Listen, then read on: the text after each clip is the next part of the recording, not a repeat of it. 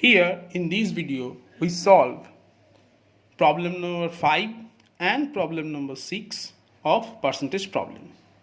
In the first problem we have to find 18% of which number is equal to 150. Let the number be x. We assume the number is x. Now x into 100, 18 by 100 is equal to 150. Therefore we have x is equal to 150 into 100 by 18.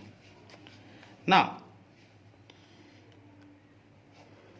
we simplify this first with 3 6 are 18 and 3 5 is 15 and 0.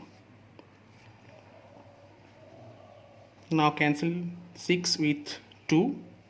With 2 we get 3 here, and here we get 25. Therefore our answer would be 2500 by 3. Now we solve the problem number 6. Here we have to express the ratio 5 by 4 into percentage. To express a fraction into percentage, we have to multiply the fraction with 100. Therefore, our answer here would be 5 by 4 into 100. Therefore, our final answer would be 125%.